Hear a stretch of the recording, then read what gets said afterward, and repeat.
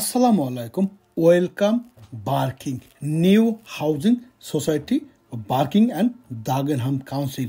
This is a new construction building of Housing Society Barking and Dagenham Council. Thank you very much for help. How are you everyone? I am Shamimya from London.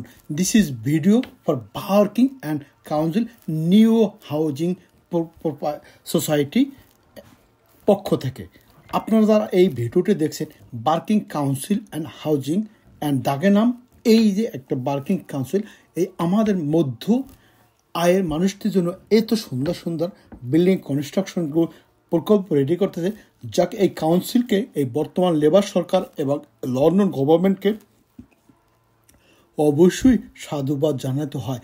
এইভাবেই আমাদের জন্য সুন্দর সুন্দর বাড়ি নির্মাণ করে আমরা যারা মধ্যবিত্ত এবং স্বল্প আয়ের মানুষ তাদের জন্য কাউন্সিলের নিয়মগুলা যদি একটু শিথিল করা হতো, অতি সহজেই প্রতিযোগিতা না রেখে হাজার হাজার মানুষ লাইনে না রেখে অতি সহজে যদি একটি বাড়ির ব্যবস্থা করে দেওয়া হতো আমাদের জন্য খুবই উপকৃত হতো।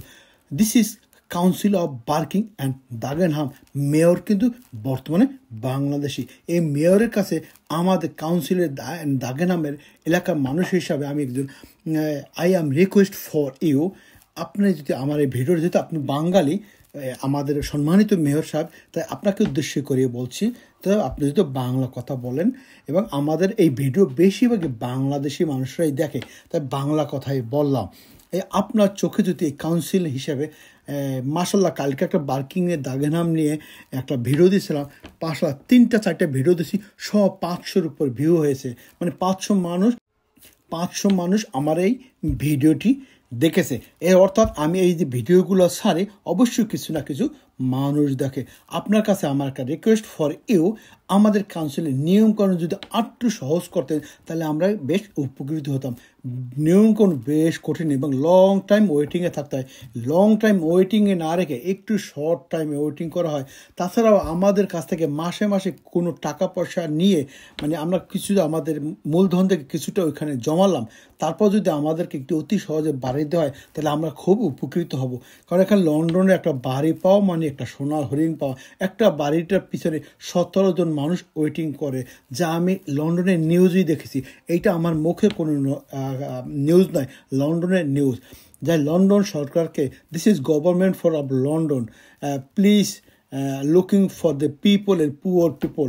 আপনারা পুয়ার পিপল মানুষকে দেখুন এবং তারা কত কষ্ট করে, কত চাকরি বাদা করে, কত সময় ব্যয় করে তারা একটা বাড়ি পাওয়ার জন্য। যাই হোক, এই বাড়িটা পাওয়ার নিয়মকানুন দয়া করে আপনারা একটু শিথিল করুন যাতে আমরা উপকৃত হতে পারি।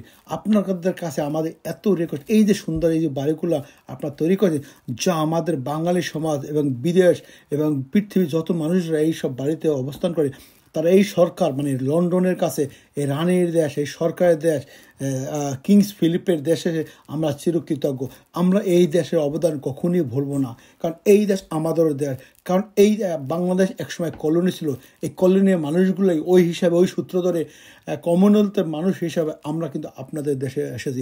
এই দেশের অধিকার আমাদেরও আছে।